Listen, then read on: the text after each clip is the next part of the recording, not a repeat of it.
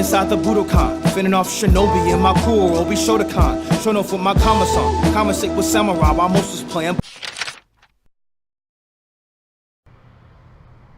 What's going on, guys? It's Greg Farley from The Wise Guys, and I thought I'd throw a little combo up. Shout out to Evo Gaming for the content and for the combo. It's a 2-card zombie combo. That's enough of me talking. Without further ado, let's jump straight into it. What's up, duelists? Daniel-san here, and before I get into the deck profile, there's just a quick announcement that I want to tell you guys. There is still a giveaway going on our channel. The giveaway ends this Saturday, November 17th. I will leave a link in the description below to the video of the giveaway, so please go check that out. If you want to participate, the entry is free. It does not require anything at all, so yeah, just go check it out. But anyway, today I'm here to bring you guys the promised 60-card zombie dark warrior shenanigans deck profile. This is a deck that I've been working on with my friend Daniel Lopez ever since he introduced it to me. And 2 days ago, I put up a combo of 2 cards and a random monster, gives you a full extra link board. And I ended up messing up the combo because I didn't understand Goblin Zombie is a mandatory effect, so he had to be Chainlink Coin and Firewall to be Chainlink 2. But I will be doing the combo over at the end of this video the correct way. So with that being said, let's just get into the profile. I play 2 Doom King Druk. Druk is one of the new monsters to come out of the new zombie structure deck, and he's pretty amazing, actually. He's a 2800 body, he's super free to summon, and when Zombie World is on the field, he can basically negate anything on the field or in the graveyard.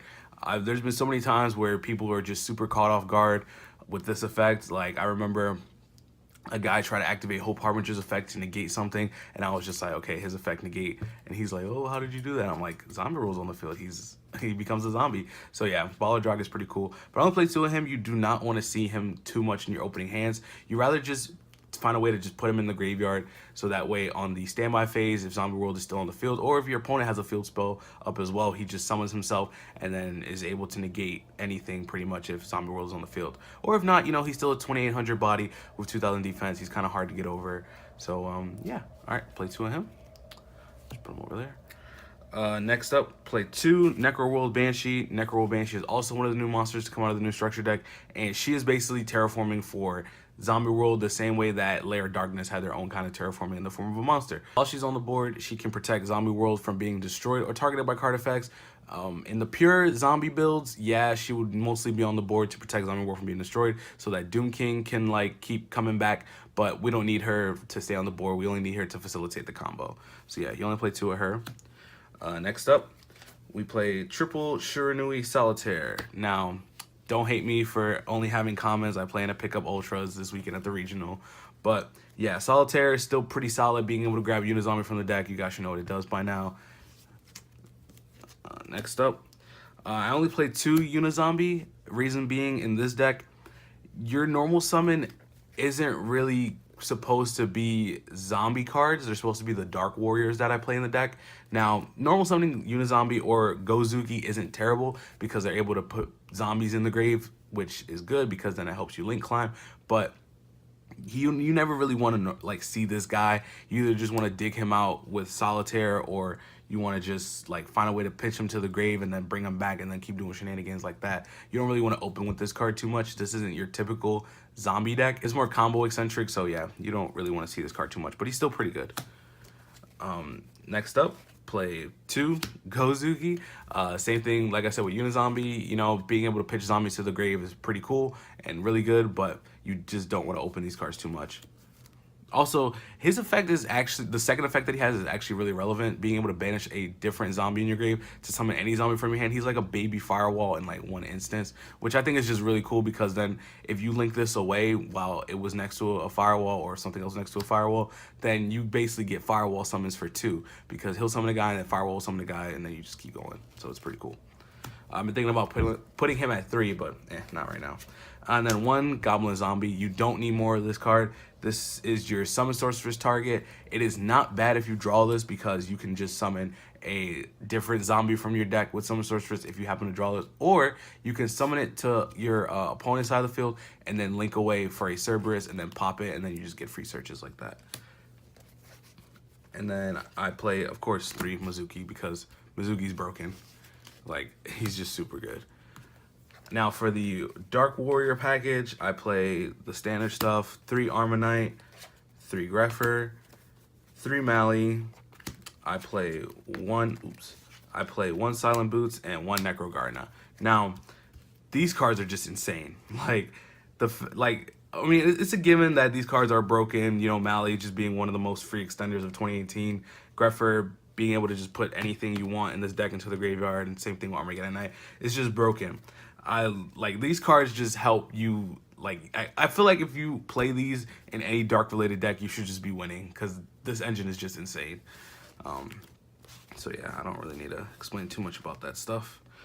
Maybe I guess the Necro Garden I'll explain a little bit. So you search this off of iSold. You somehow get it into the graveyard if you're going to pitch it for a Nightmare or pitch it with Gumblar. And then when your opponent is trying to crash the Ibly, you could just banish this from your grave, and then they can't get rid of the Ibly. So then they can't evenly match you. Also, against Sky Striker, you could just, if they don't have Shark Cannon on the ready, you could just banish this when they go to swing with Hayate, and then they don't get any dumps. So yeah. To round off the monsters, we play Triple Ash Blossom. Triple Ash Blossom is super, super clutch in this deck because she's a zombie. So you can literally just go, like, activate Ash Blossom to negate something. If Doom King's on the board, since this is a zombie, you can, like, banish anything, any monster on the field or in the graveyard. So, like, you kind of get rid of 2 cards by just using Ash Blossom. So, like, yeah, she's so wild. And then also, since she is a zombie, if your opponent tries to Ash Blossom you can activate Doom King's effect to negate Ash Blossom. So, yeah. I would also play Ghost Bells. I just don't know where I would, like, make adjustments to play Bell. And then Ibly because it's Ibly. That's it for the monsters. I think it's like 30 monsters. For the spells, play Triple Zombie World. It's basically the heart and soul of the deck. We have to always see this card because Mizuki being able to bring back anything in your graveyard is broken. I've seen combos where people will link away, like they'll bounce something with Firewall, link away the Firewall, summon something, and then like bring back the Firewall with Mizuki, bounce more stuff. Like, it's just insane. This card is just super good. We play Triple Lure Darkness because most of our deck is dark. We want to be able to draw into all of our combo pieces or extenders. There's nothing really that hurts when it's banished because we also play DDR, so we can just potentially get it back if need be. I also play 3 Drag Down to the Grave. Now, at first, I was talking with my friend Paul, and in his zombie deck, he plays Hand Destruction because, you know, it's just an easier way to get zombies to the graveyard. But I feel like in this deck, it's very vulnerable to hand traps, so I want to just be able to rip out as many hand traps as possible, and I feel like Drag Down definitely helps with that. And it also helps when I have, like, let's say a Malicious in hand, then I'll just, like, try to set as much as I can or summon something first, activate Drag Down, they'll get rid of the Malicious, I'll get rid of a hand trap, and then we just keep comboing. And then we play Triple Instant Fusion.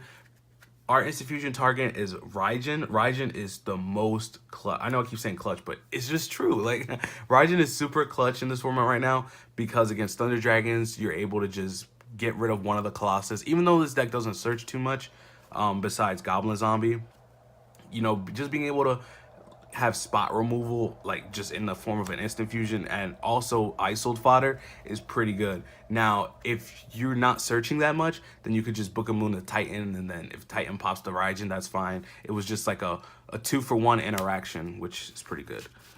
That's it for the 3 of spells. Oh wait, I forgot. My bad. This other broken spell. Burial from a Different Dimension is like the most crazy card in this deck. You just banish Mizuki, banish Mizuki, banish Mizuki. Oh look, put them all back, do it again. Like, I'm pretty sure this facilitates OTKs in the deck because you're just able to just keep bringing back your stuff and just push for game. So this is like really good, especially in the grind game where you're just in the top deck position. You've like gone through most of your resources. You're just like, all right, well, let's just start back from 0 and just keep it pushing. So yeah, now that's it for the triple spells. For the 1-of spells, I'll go over the equips first. Overdone Burial, this does not matter. Living Fossil, DDR, and Divine Sword. Now, these 4 are like 100% mandatory because we have Extender, Extender, Extender. We need it to add back when we banish warriors. This is supposed to be Autonomous Action Unit. I think that's how I'm pronouncing it because that's just another form of Extender, but I don't have that card right now, so I just put in a 5th equip because I just needed one for the deck. But yeah, these are all 100% mandatory. The fact that 3 out of 4 of them are extenders is just wild. Especially the interaction like this can just like pitch a Doom King, bring back something. If Zombie World's up, Doom King summons itself. So that's just another way to get into the grave. Same thing with this, just being able to bring back like a banished Armageddon Knight or a banished Mizuki is pretty good. And then we already know Living Fossils, like just Living Fossil. Next, I play 2 Call by Grave. 2 Call by Grave because we want our combos to go through. We don't want to be stopped by anything at all. So we have Drag Down to prevent that from happening. We have Call by Grave to prevent that from happening. So yeah. I was actually like asked if I played Magical Midfield Breaker, but I don't know. If I find a way to fit it in this build, then sure. But as of right now, no, I don't. And then for other one-of spells, Card Destruction, Rhoda, Soul Charge, Reborn, and Foolish Burial. Just broken. Like, these are all just super juicy in this deck. Like, this deck has such a high ceiling, it's amazing. And then last 3 cards are 3 Brigandine because we want to be able to get to Isolde as soon as we can. It's like we're just playing Boneless Goki. We want to see warriors, but then we want to start seeing zombies. So that's the main deck, 60 cards. Now for the extra deck, put the evil token to the side. Play 1 Vampire Sucker. 1 Vampire Sucker because she's not Isolde, but she's basically Isolde for the vampire or zombie side of the deck. She is able to just help you gain advantage by Doom King being brought back on like both players' turns. So you like draw 2 cards, so it's really good to help you just deck thin and see more of your resources. She's more or less the option if you get stopped in your combo, because if everything's still a zombie, you can still just go for this and then just be able to start like gaining momentum with the zombie part of the deck more than the warrior part of the deck. So she's pretty cool. Play double Nightmare Mermaid because we're playing the double Ibli combo and Mermaid is Mermaid. Play Binary Sorceress. Now, before I used to play Proxy Dragon, but Binary Sorceress actually has a real effect that I just was not aware of. So basically, when a monster is like co-linked with this, like attacks and inflicts damage to your opponent, you gain that much life points. And then when she's co-linked with 2, you target 1 monster on the field, half its attack, and then you the other monster gains the attack, which I think is pretty useful if you're like going at a time or something like that. Play 1 Nightmare Phoenix because helps with going second and popping back row. We play 2 Nightmare Cerberus.